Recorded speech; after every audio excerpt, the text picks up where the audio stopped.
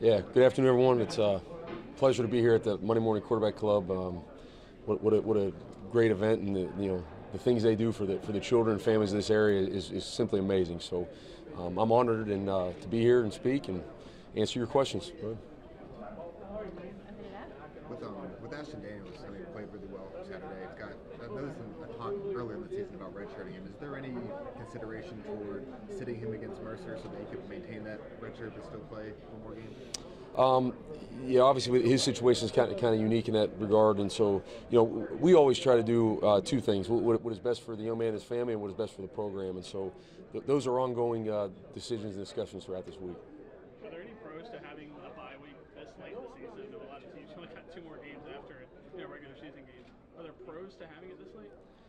Yeah, I mean, I guess whenever you have a bye, you can always weigh out the good and bad of it. To me, the focus is just we have a chance this week to get better. We have things to work on. I think, obviously you look at last week with a lot of things changed, and so I think this gives us a chance really to not be. I mean, it was full speed ahead for a week, just trying to get our plan together, what we want to do. This week is a chance really to then, I think, solidify those things and hone in on it. So we're going to utilize it to our advantage. We do. We have two very important games coming up this season, and so we're going to use this week to get ourselves better and get ready to go. DJ, the dynamics of coaching are different now in college football with the transfer portal and everything. How much are you involved right now with keeping this roster together, making sure these kids, maybe stay for next year? Yeah, very involved. I have a full-time investment in this program and this place, and plan on being here for the long term. And so those are ongoing discussions all the time. I think the biggest thing to me is you can look at how our players responded and played together. I think that tells a lot about how they feel about one another and feel about this program. And we know it. There's a lot of clutter and distractions put in their minds, and it's the world we've created in college football. And so to keep these guys focused and together is certainly a task, but I enjoy that, take it on, and again, we have the right type of leadership and players on our team. I think those guys, they feel a sense of accountability to one another, and I think it showed how they played on Saturday. You said you want to be here long term. I assume you want to possibly be the next head coach. I guess what do you bring to the table that maybe another candidate wouldn't? Yeah, I mean, those things will all be decided in due time. To me, it's like the day-to-day of, like, do the best with the job you have on that day. So my job as a defensive coordinator, I've tried to do the best I can in that job every day. And then my job changed a little bit a week ago and became interim head coach. And now it's doing the best with that every day. And so part of that is roster management and keeping those guys together and making sure they're bought into the program and what we're building. And so that's what I'll do. Just take it day to day. DJ, that locker room scene was so powerful. I mean, I know you built a bond with this defense. How about in terms of the whole team? How much closer did you get with the whole team in the past week? Yeah, I try to obviously spread around and get to know and create a relationship with every guy. Like, to me, that's why you're in coaching. So those relationships are the most important thing to me. Obviously, closer with the defense, being the defensive coordinator, now that changing.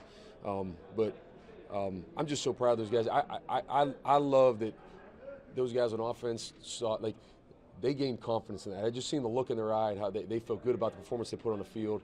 And that to me is what coaching is all about. So to see the look in those guys' eyes after the game, obviously I got emotional about it because that's just real. That's how I feel about it. And these kids have been, obviously things have not gone the way they wanted all the time throughout this year, but I think we have great character, great substance, and great players in that room. And I want them to know that and believe that about themselves and one another. In this new landscape of college football with the NIL and the transfer portal and all of this coaching turnover that we're seeing, how do you then come in and keep that loyalty and keep that motivation for the team? Yeah, it's about relationships, and I think just keeping that the focus with guys. That's what life's about, right? At the end of the day, it's going to be about what type of positive effect did you have on the people around you, and I think we have guys that understand that. I mean, that's something we talk about all the time, and obviously in moments like that, I think it really comes to the forefront. But that's what it's about. It's about relationships. It's the same way with coaches. You got a coaching staff there's uncertainty and all bouncing around, but you get a group of guys that said we're going to come together and work for a common goal, common purpose, and a group of players that did the same thing. And that's our challenge to keep that going. We got a season to play that we all signed up for, and you can't you can't be in and out based on how things go, right? You can't be still conditional on your loyalty. It's got to be unconditional loyalty when you're part of a team, and that's those are qualities that we're trying to carry over in life. We're trying to teach these guys that those are things you need to help you be successful in life, and hopefully we're succeeding at that. How do you think you've grown or changed since your days in Maryland? I think everything is like an evolution of life. Like we all learn and gain from experience. Whatever it might be in your profession, with your family, with how you handle situations, how you handle adversity. So there's monumental ways in terms of my growth as a person, my growth as a coach, and just I think that's always a thing to me is like you have to reflect, you have to look back on things and what was good, what was bad, what can we do better, and we do it every week after a game. I think you do it every season as a coach, and also, like I said, as a father, husband, everything else. I think it's important to do that. Even before you stepped into this role as interim head coach, it seems like you always had a positive vibe on the sidelines. How important is that when you're coaching these guys? Yeah, I think like they're going to look to you when things maybe aren't going right, and you got to have that about you. I have great confidence in what we do. I have great confidence in our players, and I want them to know that and see that. And I think it's easy when you have that confidence to say like, hey, we'll be fine. We have a little saying, we say, when things go bad, we say good. It's part of it. I think, man, think about the most growth we all have as humans is usually in moments of adversity.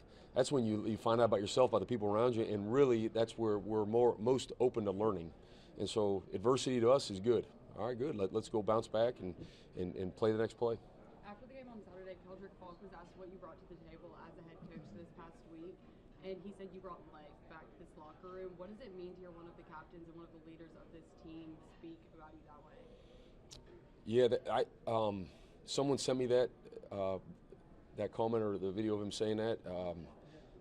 I don't have the right words to actually put that into context for you, other than just I'm amazed by it, and that's why you coach. I think the world of Keldrick Falk. You can't find a better leader, better teammate. It'd be impossible. And he's one of the best players in the country to begin with. And so, for him to say that and have those feelings is pretty amazing. I mean, again, to me that's the reason why I coach. How much attention right now is on the Iron Bowl, knowing that you can obviously win a lot of fans, a lot of the administration, a lot of the players on your side, and also just it being the Iron Bowl and your first job as the interim head coach coaching the Iron Bowl? Well, I think it's important to take things one at a time. So we're on a bye week right now that we need to improve and get better. We listed out things on all three phases of the game where we need to improve on and get better and be detailed about with our players. Then we have Mercer, and that is the next opponent. So they're the most important opponent, and that's a home game, and we got to go represent our great university and our program the right way in our home stadium. And then obviously you mentioned that the next game, the Iron Bowl. I think we all know the importance of that one, and we'll deal with that when we get to it. But I think for our players, it's really. I know that's coach speak, but really you have to live that way. You have to operate that way, or you're going to get yourself off track. We're going to have Coach. He's got to go on to his next thing, but thank you all so much. All right, guys. Thank you.